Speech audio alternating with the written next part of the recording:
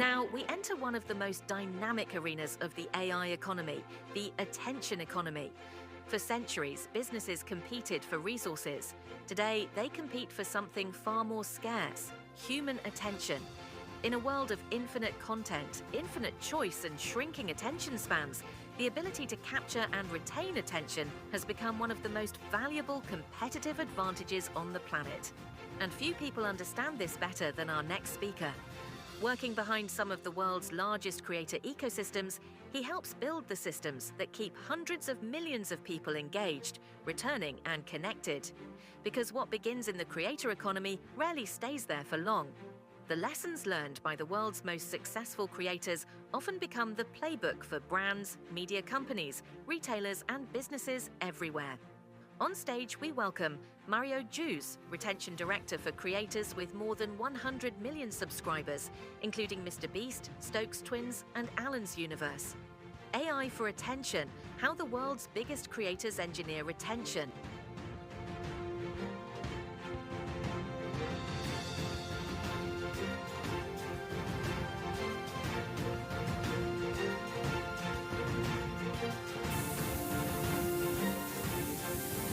Thank you, thank you. Surprise, we're going to talk about AI.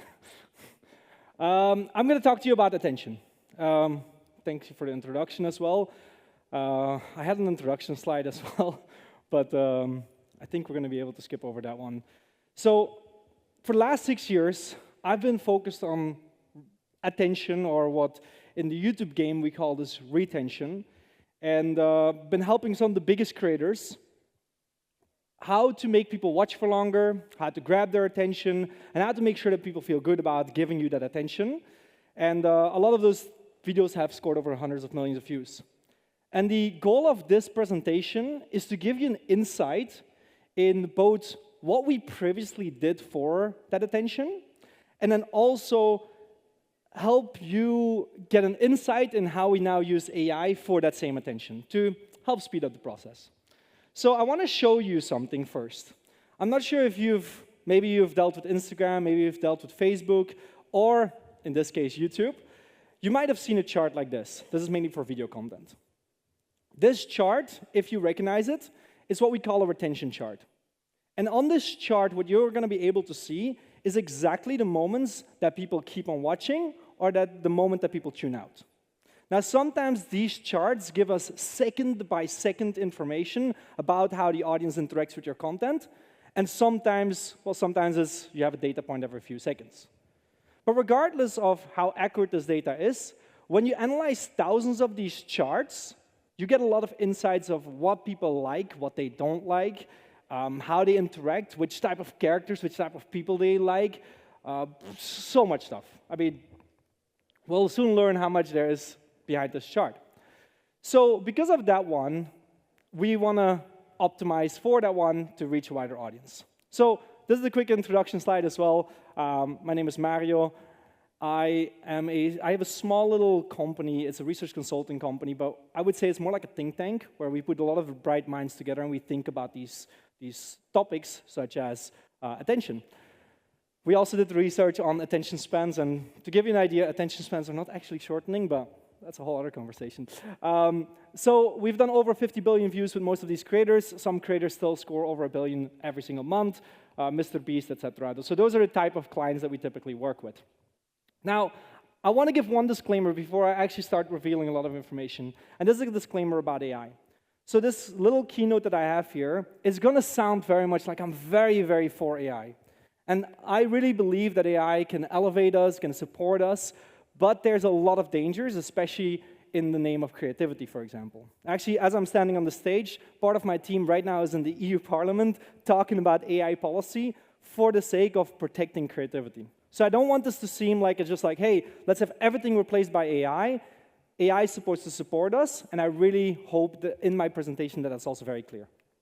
So that being said, when it comes down to attention, there are 3 big factors, 3 key components that contribute to attention and that you have to optimize for, whether that's organic content, paid content, it doesn't matter. Especially with organic content, actually, this is very important because the algorithms are optimized to recognize how well you do in all these 3 categories.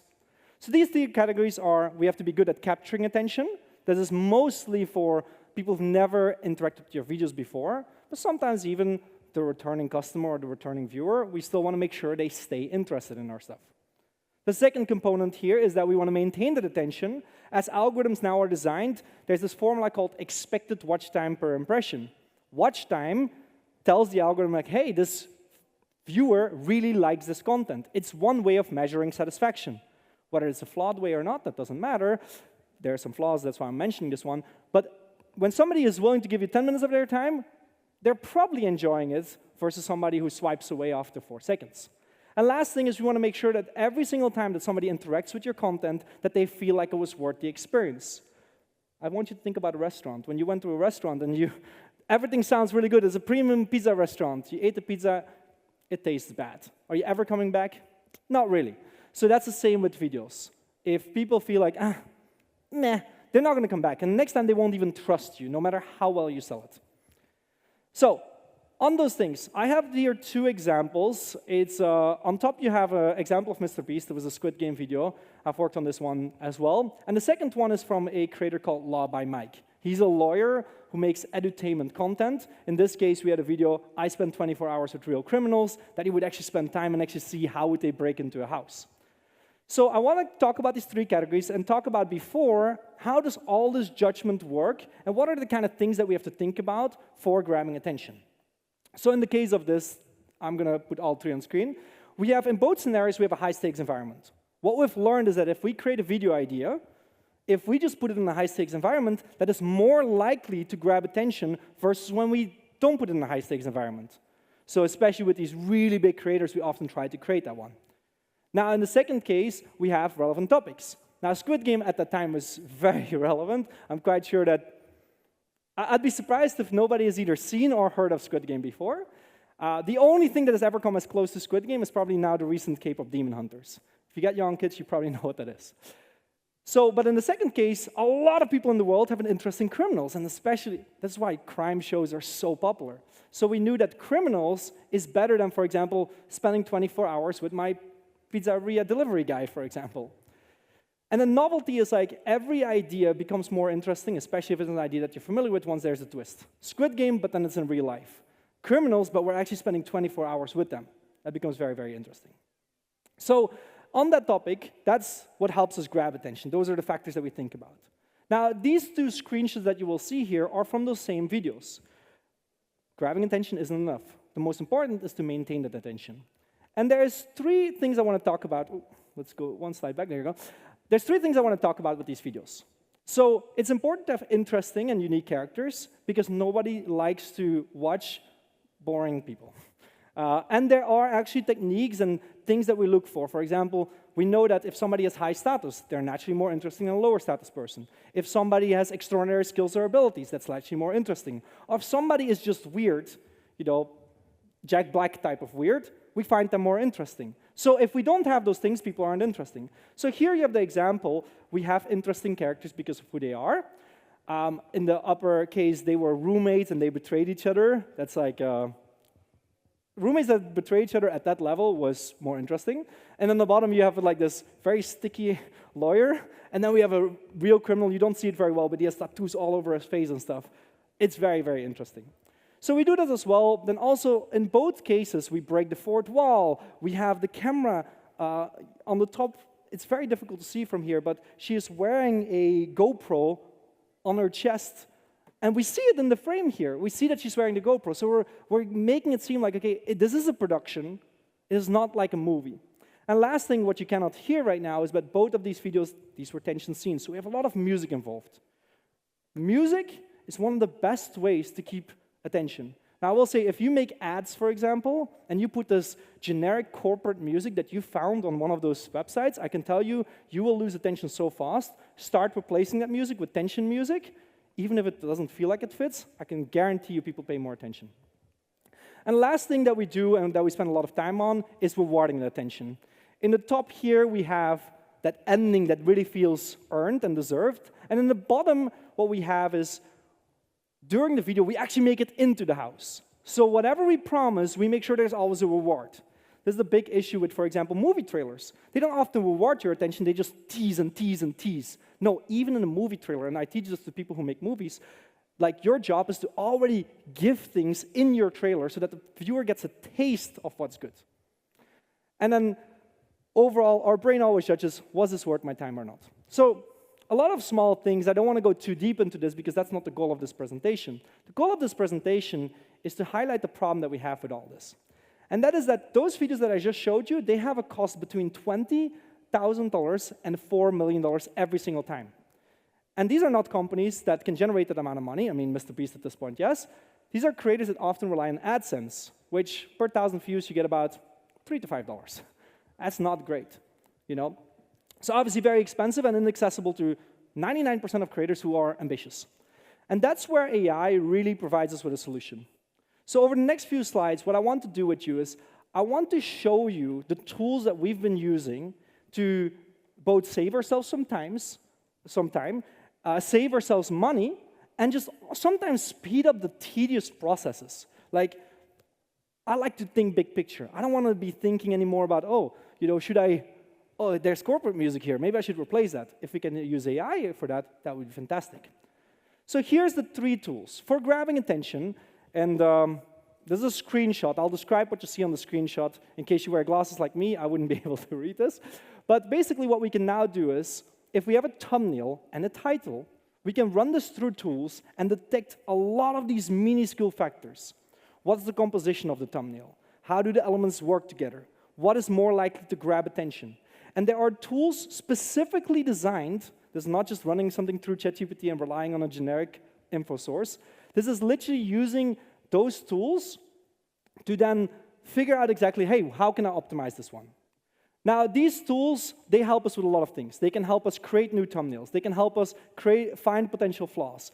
A/B testing, testing multiple variants at a rapid speed without paying $500 per thumbnail. They can help us recreate similar thumbnails for other videos, and so on and so on. These are all custom-trained tools specifically for this purpose, and that's how we use them. I really recommend you to do the same. Now, this is an example of a recreation. There's a thumbnail, and we're like, oh, we want to test multiple variants, but small variations. Run it through this tool, bam, different variations. Look exactly the same. This just saved us $1,000 right there, because I didn't need to hire an expensive graphic designer anymore. Next up is maintaining attention. This is my expertise. There are thousands of factors that affect when somebody's going to tune out and not. These are tools designed that you run a script through, and it will detect you anything. Potential uninteresting characters, repetition, storylines that go nowhere, unresolved conflict. All those kind of things can easily be detected. You don't need a top expert. The issue is, and the reason why these tools are so good, an actual expert, and I'm being very transparent about this, the top experts easily cost you 10 to 20K per month, non-exclusive. Wild. That's not accessible for somebody who makes $1,000 for like a video with 200,000 views. So if you have AI tools that can help you do 80% of the work, absolutely amazing. Now, detecting patterns are the rest of the slide I'm going to go through very quickly because I see that I'm slowly running out of time. Now, one disclaimer about everything that I've shown. This is, by the way, if you haven't focused on this yet, this is probably your #1 thing you should focus on. AI currently utilizes what we call explicit knowledge. This is knowledge that is documented, knowledge that we know. This doesn't include intuition, etc. And all these tools, they work great, but why are experts still alive? Because AI doesn't have something what we call tacit knowledge. A lot of the essential knowledge for businesses, for even creators, a lot of that essential knowledge is in their minds and hasn't been documented yet. So that's the reason why always you don't just rely on AI, even with these tools. The last thing is rewarding attention. So how do we do better? We know that whenever an ending feels really good, that they feel like they got rewarded more. It's just like that build-up. This is a tool that helps you customize music specifically for the video that you're making. And this is all through AI. We couldn't do this before AI. You had to shift through a lot of content. Now, the gong indicates that this is the end, but I want to show you one thing for the end. So skipping through the slide, the one final use case, and that's the one I really recommend you to do, even if you're not in the content industry. This has been the one I teased 2 years ago on Webit here. I talked about this. It's AI dubbing. AI dubbing, if you don't do this yet, I'm going to say it in the way I would say it to my team. You're absolutely stupid. Why? Because in the content creator space, we often get 400% more views once we go AI dubbing. And that's the localization of thumbnails, titles, and even our own voice. Now, I'd recap, but we're out of time. And recapping is actually bad for engagement. But I want to thank you all, and hopefully I gave you an insight in a little bit of my industry. Thank you very much.